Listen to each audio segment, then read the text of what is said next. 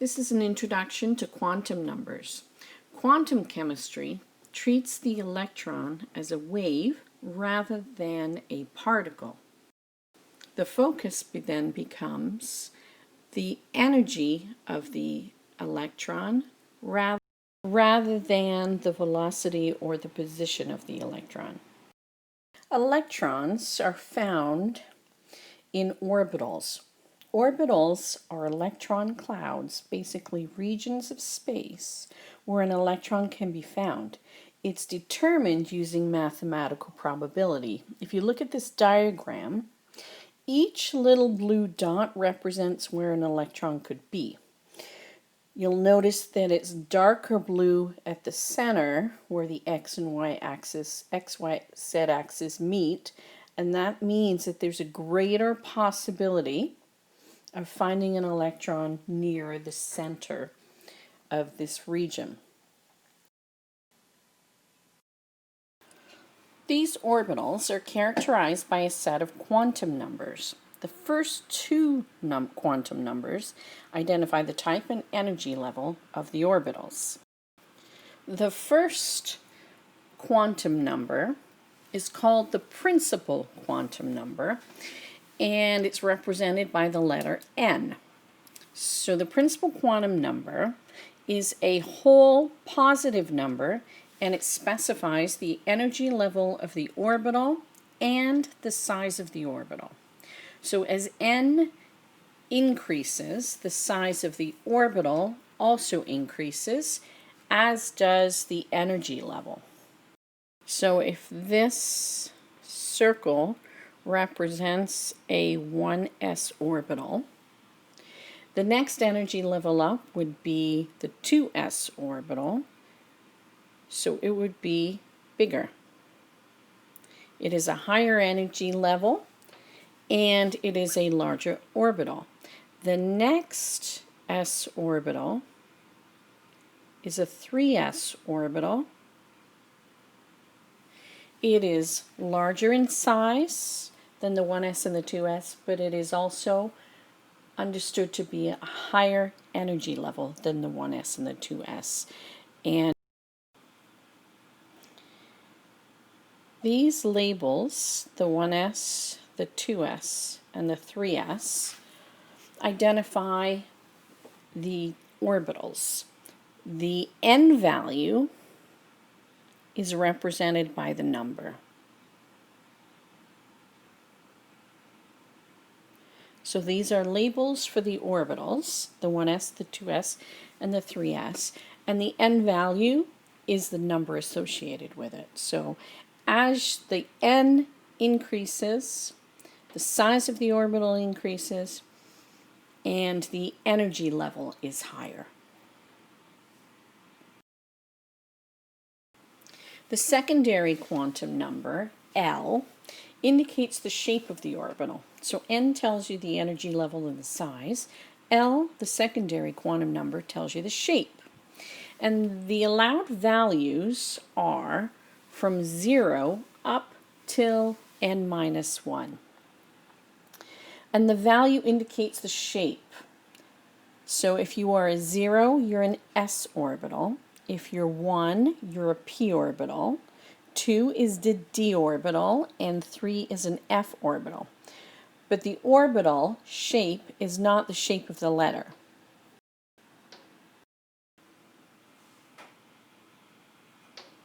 The simplest shape is the S shape, which is just a sphere.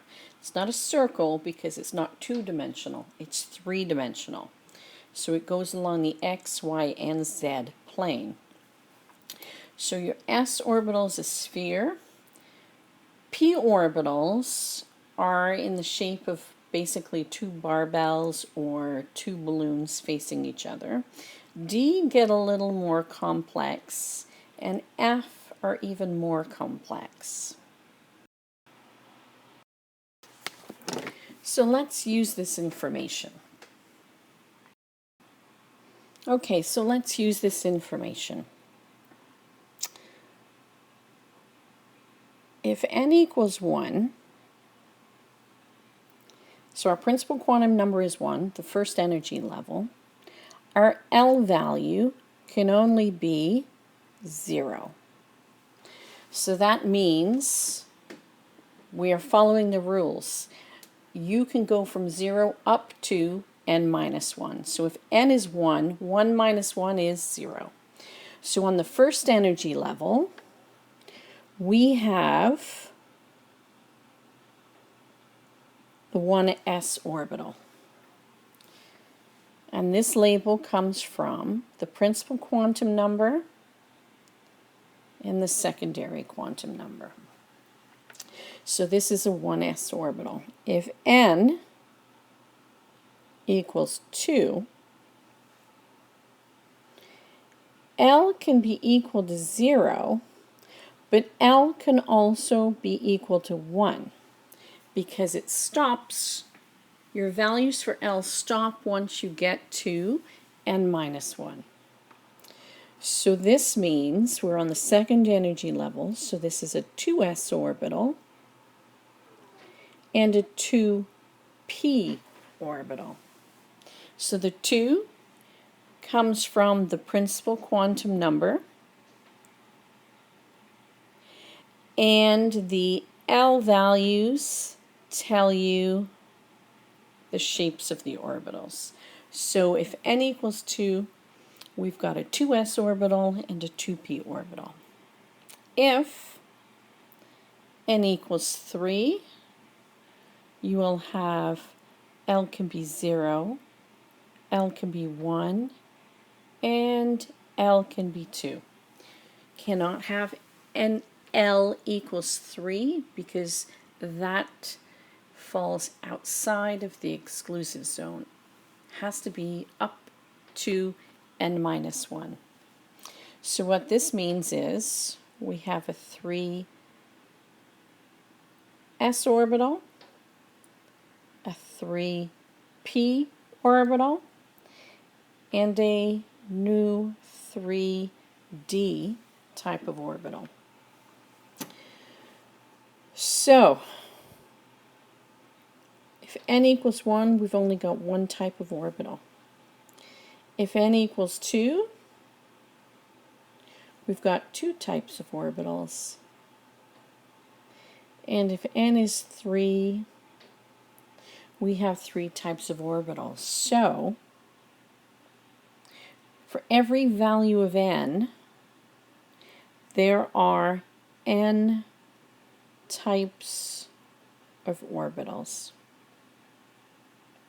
And these will be determined by your L value, your secondary quantum number. So if n is 6, there are 6 types of orbitals. This is a nice graphic of the shapes of the orbitals. You see that there's an s orbital. The red orbital is spherical. The p orbitals, that are the yellow-orange ones, are basically barbells. The d orbitals, the blue ones, are basically like four-leaf clovers. And then the green ones are a little different because they have more lobes. They're quite complex. But what can you notice about the shapes of each orbitals by looking at this picture? And this leads us to the third quantum number. So the third quantum number is the magnetic quantum number, and it's represented by an M with a subscript L. So this is the spatial orientation of orbitals in 3 dimensions. So this is the shape that they take in the 3 dimensions along the x, y, z axes. And they were noticed when a magnetic field was applied. They also are limited by some allowed values, and they range between negative L through 0 all the way to positive L. And they, in turn, also tell us the number of orbitals of each type that are possible. So the allowed values range from negative L to 0 to positive L. So if L is 0, ml ranges from negative L through 0 to plus L, so it can only be 0. If L is 1,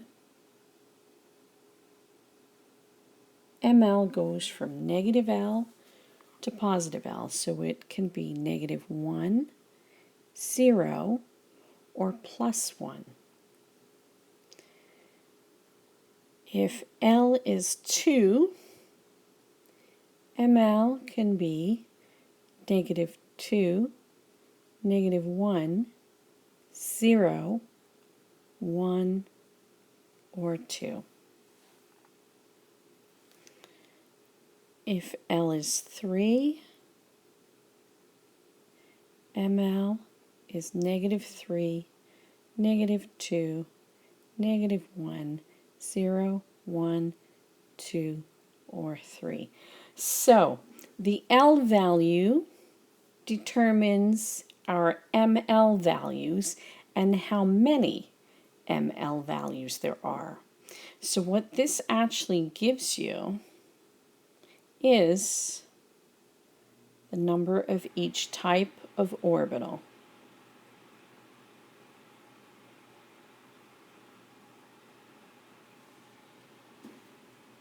So L equals 0 is an s orbital.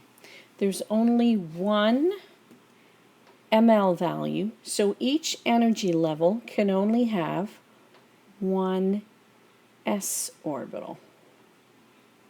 For L equals 1, that tells us it's a p orbital. There are 3 values for ml, and that tells us each p orbitals, there are 3 of them on that energy level.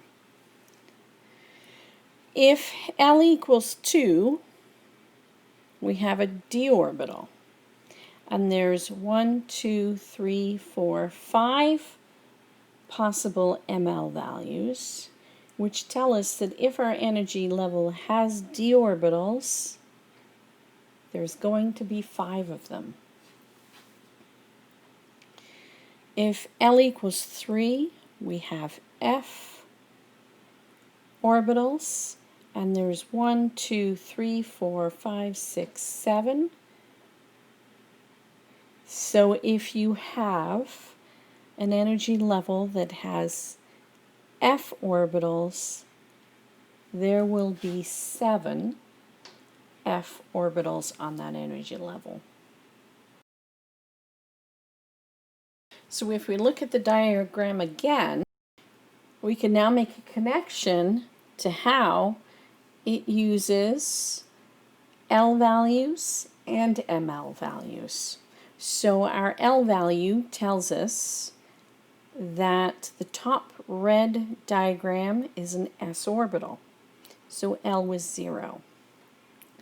And there can only be one s orbital per energy level. And this is because there is only one ml value. Now if we look at the p orbitals, there are 3 different p orbitals. And that is because there are 3 different ml values. For the d orbitals, there's 5 actual orbitals, and that is because there are 5 values for ml. And then for the f, there are 7 actual orbitals because there are 7 values for your ml.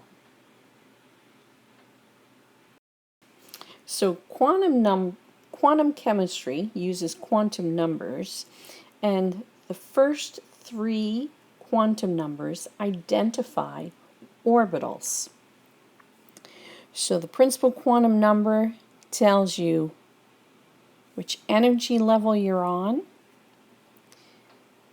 Your L values tell you the shapes. So on the second energy level, we have an s orbital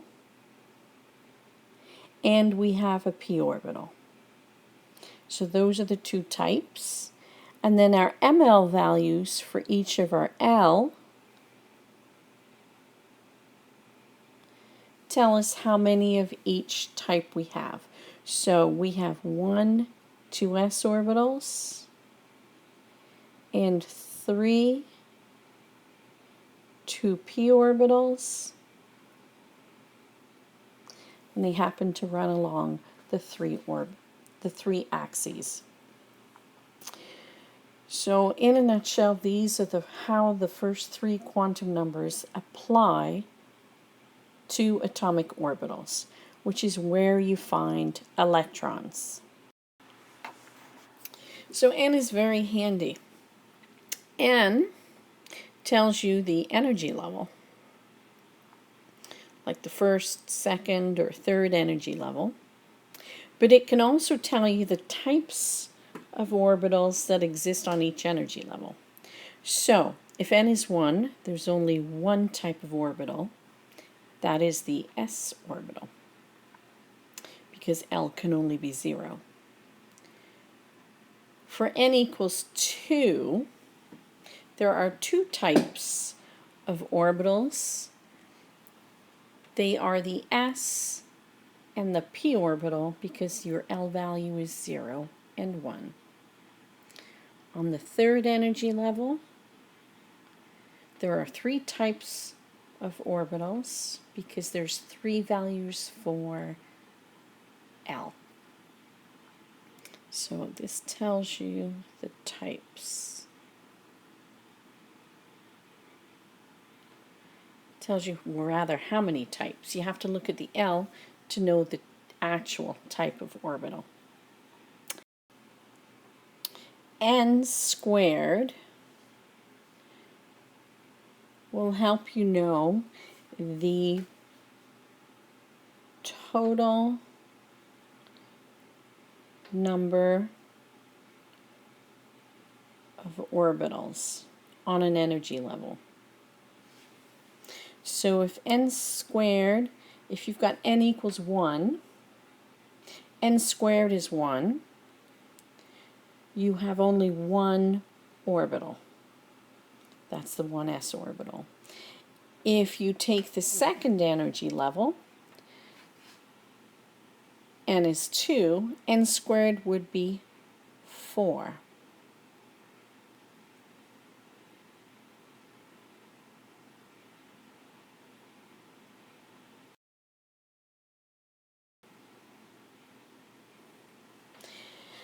There's 4 actual orbitals on the second energy level. You've got your 2s and your 2p orbitals, but there's 1 2s orbital and 3 2p orbitals, for a total of 4. If N is 3, 3 squared is 9. So you've got 9 actual orbitals, and this is because you've got an s orbital, you've got p orbitals, and if N is 3, you've also got d orbitals.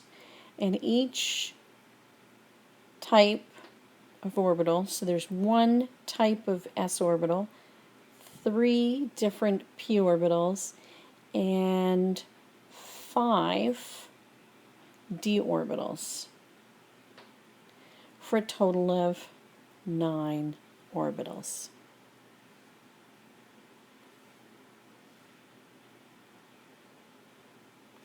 So N can be useful. N tells you the energy level, and squared tells you how many orbitals are actually on that energy level, and 2n squared tells you how many electrons you can possibly have maximum on that energy level, because 2 electrons can fit in each orbital. This brings us to the electron. Each electron is characterized by 4 quantum numbers.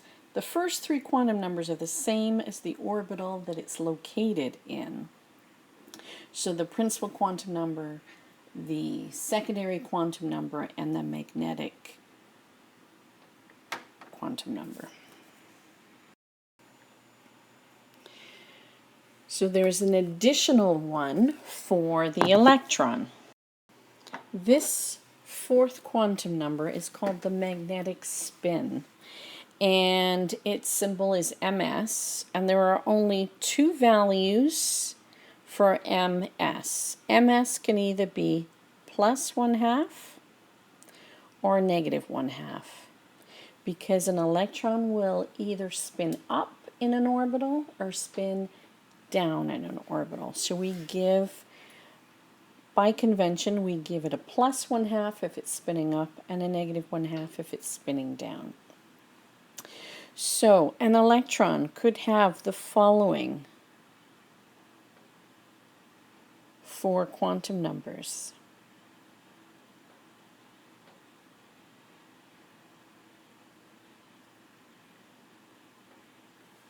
And what this means is this electron is found in the 2s orbital, and it is spinning up.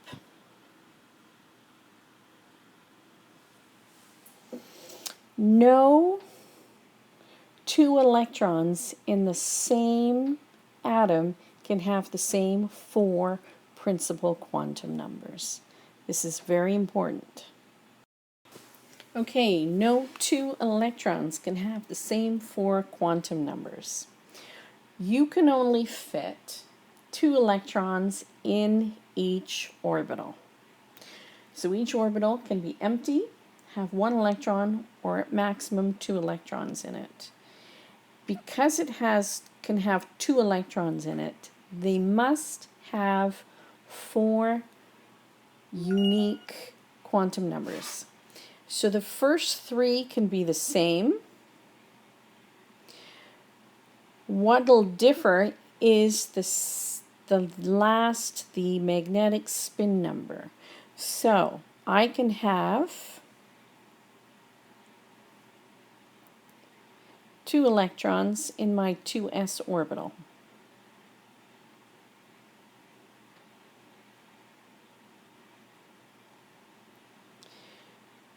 Which means one of them will have a plus 1/2.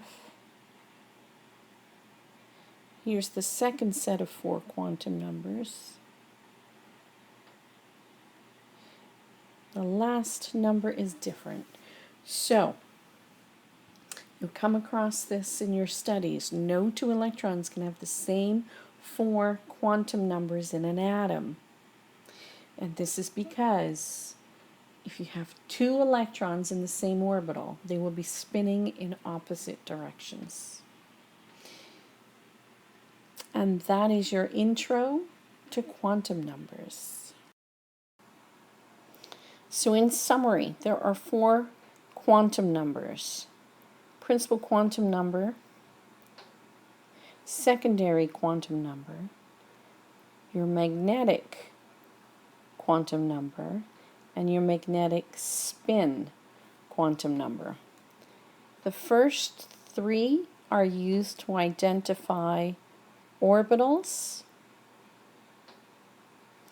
You will be asked to identify orbitals using the N and the L value.